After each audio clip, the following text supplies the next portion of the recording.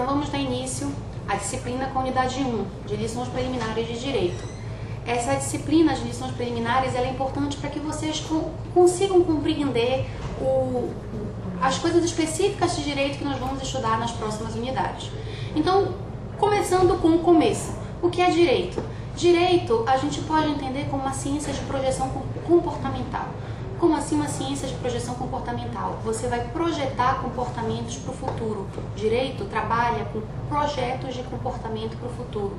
Ele seleciona determinadas condutas essas que são consideradas por ele lícitas, consideradas por ele esperadas, e faz com que as pessoas, seguindo as normas jurídicas, que não necessariamente são leis, que isso já fique claro desde o início, seguindo as normas jurídicas, estabeleça um padrão de comportamento que será um padrão de comportamento esperado para que a sociedade conviva de forma harmônica. Agora, por que é necessário ter algum instrumento para projetar comportamentos? É aí que entra a unidade 1, que começa falando do homem como um ser social. Se o homem é um ser social, ele tende a se agrupar.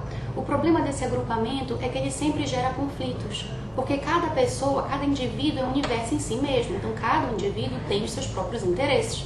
Como ele tem os seus próprios interesses, se não tiver alguém de fora para harmonizar, para pacificar esses interesses, a sociedade acaba se tornando, o homem social acaba se tornando um ser egoísta.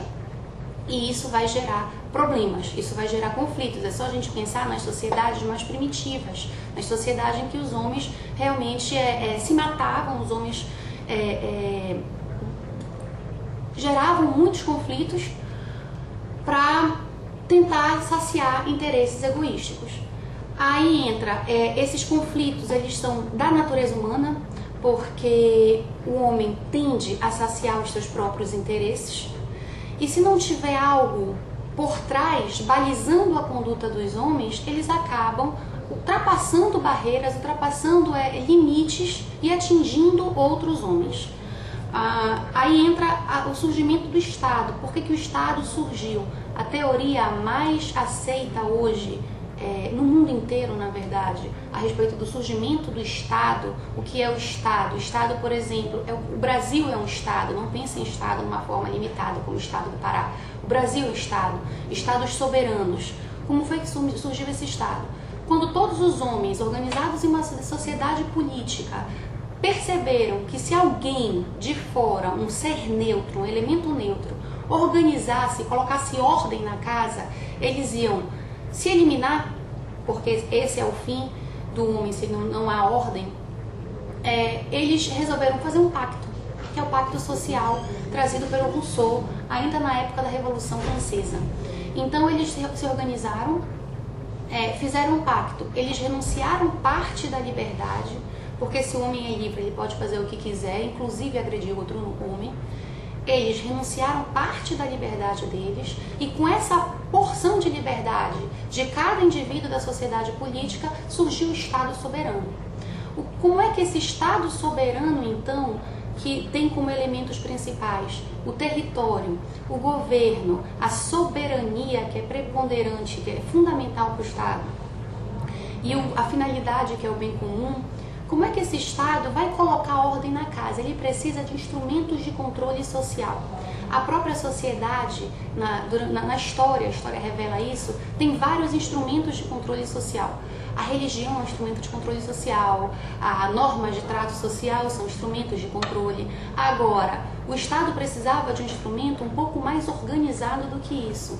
Porque se você deixa de cumprir com alguma norma da religião, quem é que vai lhe punir? Quem é que vai lhe castigar? Só a sua consciência. Se você deixa de cumprir normas sociais, por exemplo, todo mundo sabe que quando uma pessoa faz aniversário, ela ganha presente, isso é uma regra social. Se a pessoa não ganha presente de aniversário em determinado ano, ela tem que punir alguém? Ela pode punir alguém? Ela vai sofrer alguma consequência com relação a isso? Institucionalmente não. O máximo que você pode fazer por não ter recebido um presente de aniversário é ficar chateado. Mas punir a pessoa você não pode punir.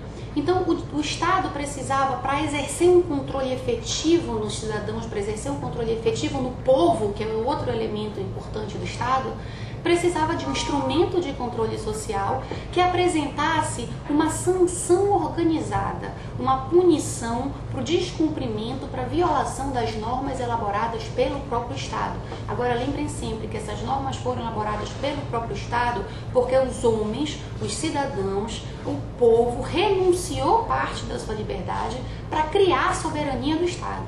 Então, daí surge o direito. Direito, sociedade e Estado são três fatores, são três elementos que têm uma relação muito próxima entre eles. Você não consegue estudar o Estado sem estudar o direito, você não consegue estudar o direito sem estudar o Estado, muito menos direito e Estado sem sociedade.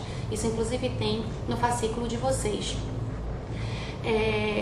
O direito surge, então, como um instrumento de controle social necessário para que o Estado organize a sociedade. O direito surge como uma forma de pacificação da sociedade. Então, toda vez que os cidadãos, os indivíduos que compõem aquele determinado Estado, não cumprirem com as regras que foram projetadas para o comportamento dele, o Estado está autorizado a exercer o seu poder sancionatório em cima daquela pessoa. Aquela pessoa vai sofrer uma sanção, não necessariamente uma sanção de natureza penal, mas ela pode sofrer uma sanção de natureza civil. Ela pode, de repente, ressarcir o dano que ela causou, não ao Estado, mas a outra pessoa. Ela pode exercer sanção, sim, de direito penal. Se ela mata, se ela rouba, ela pode ir para a cadeia. Então, essa forma de represália do Estado contra a violação de normas que projetam comportamentos, normas de projeção comportamental, que são as normas jurídicas, são os institutos que nós chamamos de sanção. Outro ponto importante dessa unidade que vocês vão estudar é o direito natural e o direito positivo. Existe uma diferença histórica entre o direito natural e o direito positivo. Direito natural vem ser aquele direito que não tem uma fonte institucionalizada.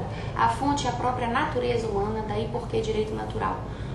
Pela fonte ser a própria natureza humana, você não tem normas escritas, você não precisa de normas escritas. Por que o homem tem direito à vida? Porque ele tem direito à vida, isso é natural, isso é da natureza humana. Por muito tempo tentou-se buscar alguma fonte para o direito natural. Já houve época em que você buscava a fonte do direito natural em Deus. Deus era a fonte do direito natural.